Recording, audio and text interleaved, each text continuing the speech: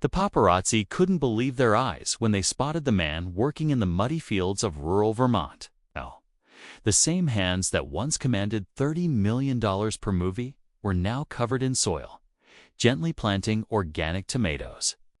Standing there in worn work boots and a faded flannel shirt was James Morrison, Hollywood's highest-paid actor, the man who had vanished from the spotlight 2 years ago after winning his second Oscar. Welcome to the Human Stories. Before we dive into this incredible tale of transformation and the moment when fame became meaningless, tell me in the comments, have you ever had a wake-up call that completely changed your priorities? And if you believe that true wealth isn't measured in dollars, but in health and purpose, hit that subscribe button and help us share stories that truly matter. The Morrison Organic Farm had become something of a local legend in the small town of Shelbourne, Vermont. The 200-acre property, once a struggling dairy farm, had been transformed into one of the most successful organic operations in New England.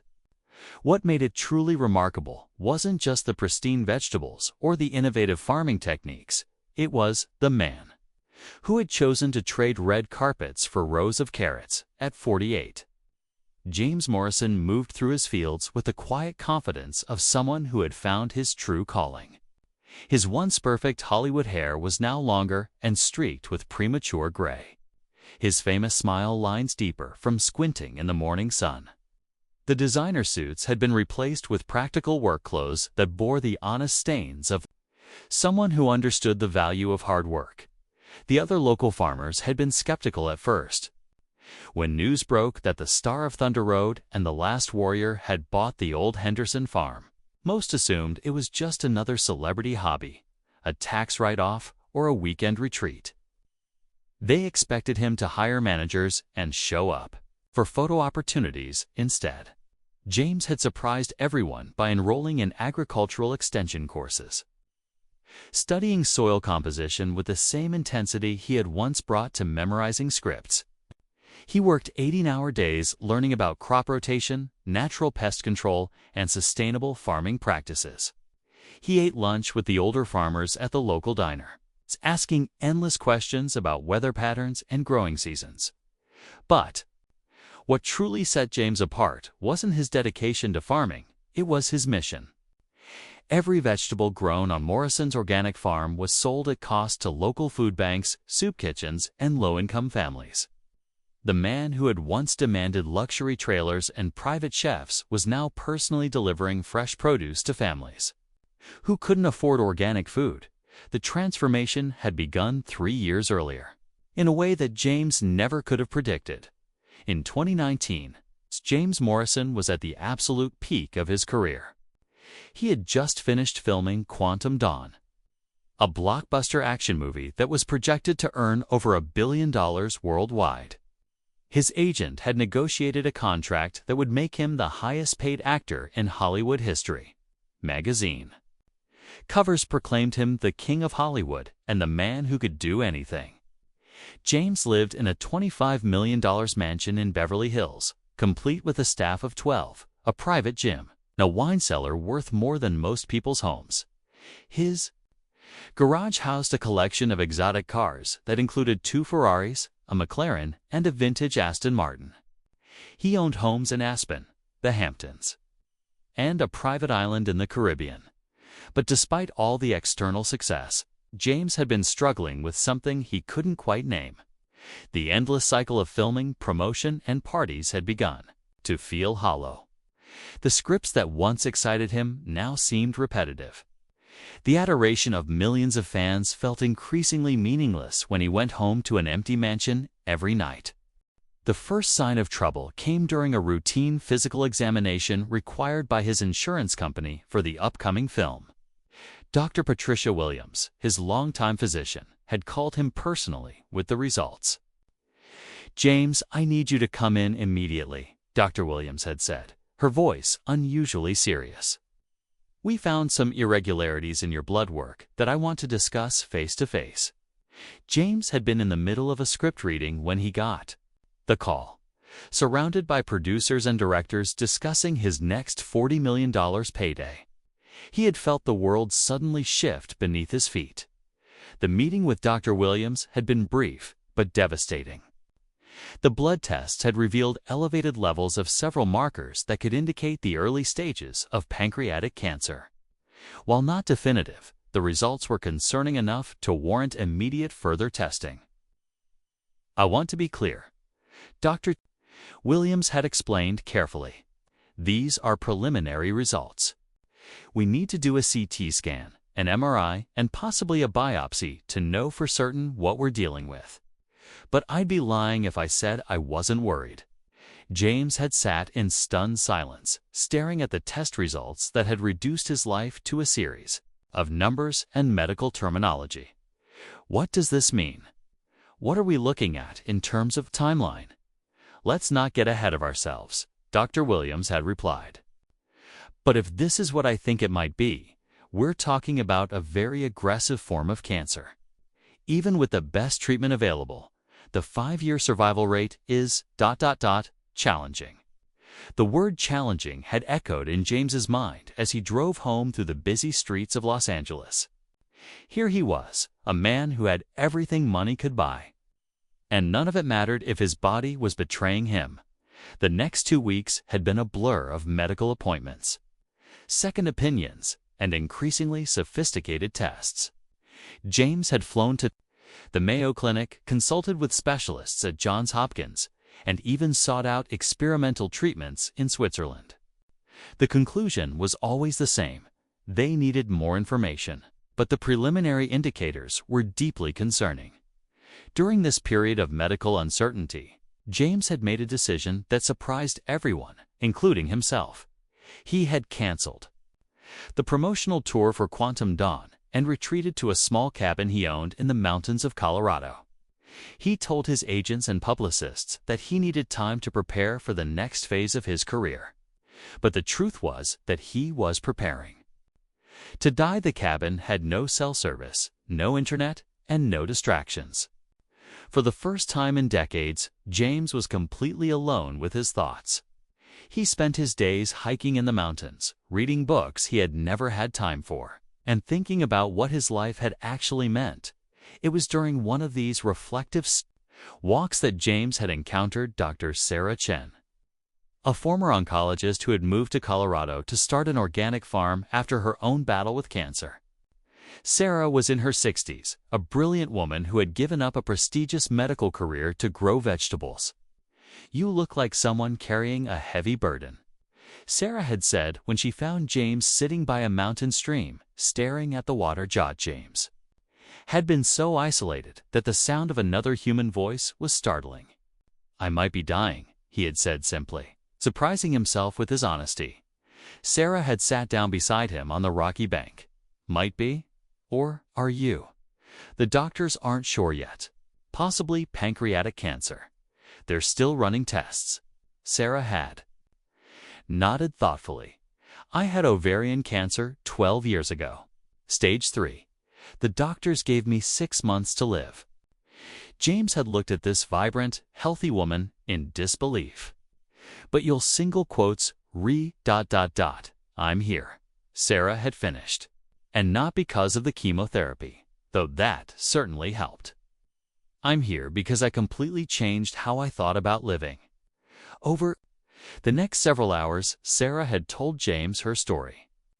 She had been one of the country's leading oncologists, working 80-hour weeks in a prestigious Boston hospital, saving other people's lives while slowly destroying her own through stress, poor diet, and complete neglect of her physical and mental health. The cancer diagnosis had been a wake-up call that forced her to examine everything she thought she knew about healing and wellness. During her treatment, she had become fascinated by the connection between food, environment, and health. "I realized that I had been treating disease instead of promoting health," Sarah had explained. "I was prescribing chemicals to fight chemicals, when what people really needed was clean food, clean air, and a sense of purpose." After her recovery, Sarah had left medicine and bought a small farm in Colorado. She grew organic vegetables, not just for their superior nutrition, but because The act of growing food had become a form of meditation and healing for her. "Every seed I plant is an act of faith in the future," Sarah had told James. "Every harvest is a reminder that life continues, that growth is possible, that we can nurture something beautiful even after we've been broken." James had been deeply moved by Sarah's story, but it wasn't until he returned to Los Angeles for his final round of tests that he truly understood what she had been trying to tell him. The test results had been mixed. While some markers had improved, others remained elevated. Dr. Williams had recommended an aggressive treatment protocol that would involve surgery, chemotherapy, and radiation. The treatment would be brutal, with no guarantee of success. "Even if the treatment is successful," Dr. Williams had explained, "you're looking at months of recovery, possible long-term side effects, and the need for constant monitoring. Your life is going to be very different going forward." James had left the medical appointment and driven aimlessly through Los Angeles, seeing his city with new eyes. The billboards advertising his movies seemed obscene. The luxury cars stuck in traffic looked like expensive coffins. The restaurants where he had eaten $300 meals while homeless people slept in the parking lots suddenly seemed like monuments to everything wrong with the world. That evening, James had made a series of phone calls that would change his life forever. First, he called his agent and informed him that he was turning down Quantum Dawn 2 and every other project on his schedule. Then he called his business manager and instructed him to liquidate most of his assets, the cars, the extra homes, the art collection. Finally, he called a real estate agent in Vermont who had a listing for a struggling organic farm. "Are you having a nervous breakdown?" his agent had demanded during a heated phone conversation. "You're throwing away hundreds of millions of dollars. This is career suicide." "Maybe," James had replied calmly, "but I'd rather commit career suicide than actual suicide through stress and meaninglessness." Within 6 weeks, James had moved to Vermont and begun the most challenging period of his life. The Henderson farm he had purchased was in terrible condition. The previous owners had struggled for years with debt and declining productivity.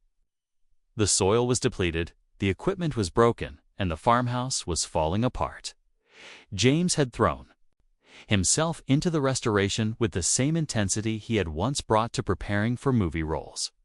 He enrolled in agricultural programs at the University of Vermont, hired local farmers as consultants, and spent his days doing manual labor that left him exhausted but strangely satisfied. The learning curve had been steep and often humiliating. James, who had commanded respect and deference his entire adult life, found himself being patiently corrected by farmers half his age.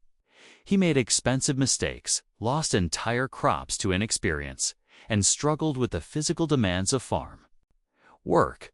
But something remarkable happened during those first months in Vermont. As James worked with his hands in the soil, as he learned to read the weather and understand the rhythms of the seasons, he began to feel a peace that had been missing from his life for decades. The cancer treatment, which he had postponed to get the farm started, had proven to be less aggressive than initially feared. The surgery had been successful, and while he would need ongoing monitoring, his prognosis was good. Dr. Williams had attributed his recovery partly to the dramatic reduction in stress and the physical activity of farm work. "Your body is responding remarkably well," she had told him during a follow-up visit. "Whatever you're doing up there in Vermont, keep doing it." What James was doing was discovering that real wealth had nothing to do with money and everything to do with purpose. As his farming skills improved, James had become increasingly aware of the broader issues surrounding food production and access. He learned that many families in Vermont, despite living in an agricultural state, couldn't afford fresh, organic produce. He discovered that the low-income neighborhoods in nearby cities were food deserts, where processed junk food was more accessible than fresh vegetables. This knowledge had led to James's most important decision.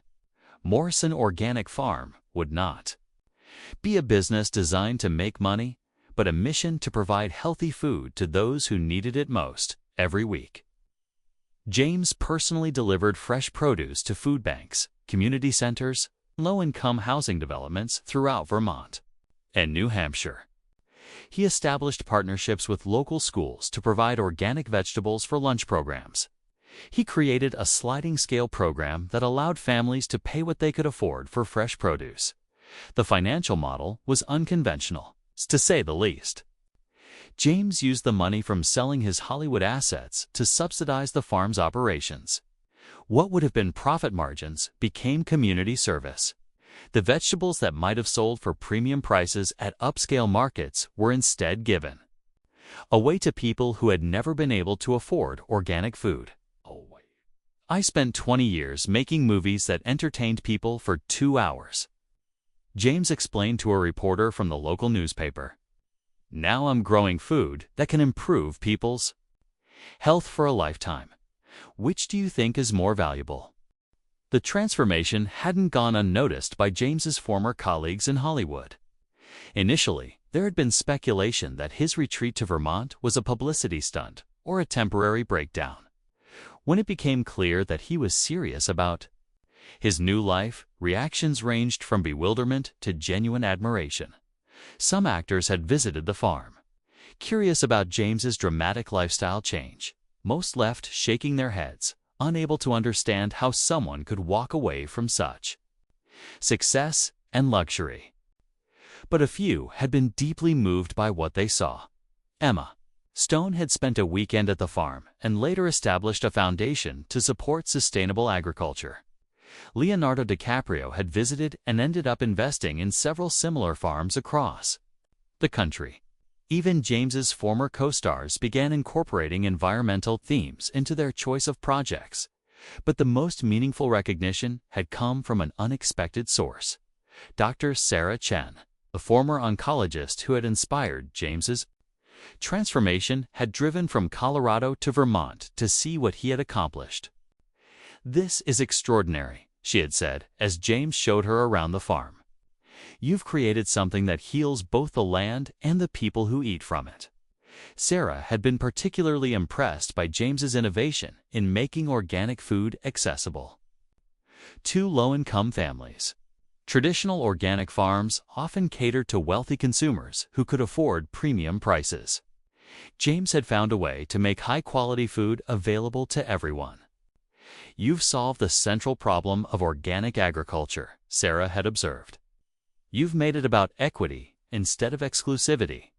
The success of Morrison Organic Farm had attracted attention from agricultural researchers and policymakers interested in sustainable farming models. James had been invited to speak at conferences about his approach to farming as social justice. Though he rarely accepted these invitations, "I didn't become a farmer to become famous again," he would explain. "I became a farmer to grow food and help people. The moment this becomes about me instead of about the mission, I've lost the point." This philosophy extended to James's personal life as well. He lived simply in the renovated farmhouse, driving a 10-year-old pickup truck and shopping at the same local stores as his neighbors. He dated occasionally, but had no interest in the high-profile relationships that had once defined his romantic life. "Everything I thought I wanted was actually keeping me from what I needed," James reflected during a quiet moment between harvest seasons. "I thought success meant accumulating things, but real success means contributing something." The farm had also become a place of healing for James in ways that went beyond the physical. Working with the soil had provided a form of therapy that no amount of money could have purchased. The daily routine of caring for growing plants had taught him patience, humility, and the deep satisfaction that comes from meaningful work. Even his relationship with entertainment had evolved. While James no longer acted in films, he had begun producing documentaries about sustainable agriculture and food justice. These projects, funded from his own resources, were designed not to generate profit, but to educate and inspire. One of his documentaries, Seed to Table, had won several awards and had been distributed free to schools and community organizations. It featured James working alongside other farmers who had chosen mission over profit, showing that agriculture could be both sustainable and socially conscious. The irony wasn't lost on James that he was reaching more people and having a greater impact through his farming than he ever had through his acting. The vegetables he grew were literally nourishing families, improving children's health, and demonstrating that another way of living was possible. On a typical day at Morrison Organic Farm, James would wake at 5 a.m. to check on the greenhouse seedlings. Before the morning chores, he would spend the day planting, weeding, harvesting, or maintaining equipment. In the evenings, he would often be found in the farm's kitchen, preparing meal packages for elderly neighbors who had difficulty cooking for themselves. The work was physically demanding, often monotonous, and completely unglamorous. It was also the most fulfilling work James had ever done. "People ask me if I miss Hollywood," James said as he loaded boxes of fresh vegetables into his delivery truck. "I tell them that Hollywood was where I played heroes, but Vermont is where I learned to actually be one." The farm had also become a teaching center, where young people interested in sustainable agriculture could come to learn practical skills. James had established an internship program that provided housing and training for aspiring farmers who wanted to focus on social justice applications of agriculture. Many of these young farmers had gone on to establish their own community-oriented farming operations, creating a network of farms throughout New England that prioritized feeding people over generating profit. James didn't just change his own life, explained Maria Santos, one of his former interns who now runs a similar farm in Massachusetts. He created a model that proves you can farm successfully while serving your community. He showed us that agriculture can be activism. The ripple effects of James's transformation extended far beyond Vermont. Other celebrities had begun to question their own priorities, asking whether fame and wealth were worth the costs to their health and humanity. Several high-profile actors had reduced their schedules to focus on philanthropic work or environmental causes, but perhaps the most significant impact was on the families who received fresh, organic produce from Morrison's organic farm. Children who had never tasted fresh vegetables became enthusiastic about healthy eating. Elderly people on fixed incomes were able to access nutrition that had been financially out of reach. Young mothers could feed their families food that supported their children's development and health. "Mr. Morrison saved our family," explained Janet Rodriguez, a single mother of 3 who had been struggling to afford healthy food for her children. "When my daughter was diagnosed with diabetes, the doctor said she needed to eat fresh vegetables every day. I couldn't afford organic food, but Mr. Morrison made sure we got everything we needed. My daughter's health improved dramatically, and it didn't cost us anything." Stories like Janet's had convinced James that he had finally found his true calling. The applause of movie audiences had been gratifying, but the improved health of children eating his vegetables was profoundly meaningful. As James worked in his fields on a perfect Vermont morning, harvesting the last tomatoes of the season, he reflected on the journey that had brought him to this moment. The cancer scare that had terrified him 3 years earlier now seemed like a gift, a wake-up call that had saved his life in ways that went far beyond medical treatment. He had traded a $25 million mansion for a modest farmhouse, exotic cars for a pickup truck, designer clothes for work boots. He had given up fame, fortune, and the adoration of millions of fans in return. He had gained something infinitely more valuable: the knowledge that his life had meaning, that his work mattered, that he was using his remaining years to make the world better rather than just more entertained. The man who had once been Hollywood's highest-paid actor was now Vermont's most generous farmer.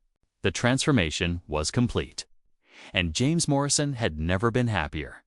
As the sun set over the fields of Morrison Organic Farm, James loaded his truck with boxes of fresh produce destined for families throughout the region. Tomorrow would bring another day of planting, tending, and harvesting. Another day of turning soil into sustenance, seeds into hope. and celebrity into service. The cameras had stopped rolling, but James Morrison's most important performance was just beginning, the lifelong role of a man who had learned that true success wasn't measured in dollars earned, but in lives improved. Have you ever had a moment that made you question what success really means? Someone who gave up everything they thought they wanted to find what they actually needed. Share your story in the comments below. Because here at the Human Stories, we believe that the most powerful transformations happen when we choose purpose over profit, service over success. Thank you for watching.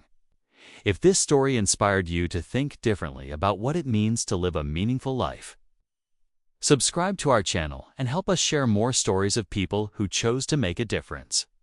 Instead of just making money, we'll see you in the next story.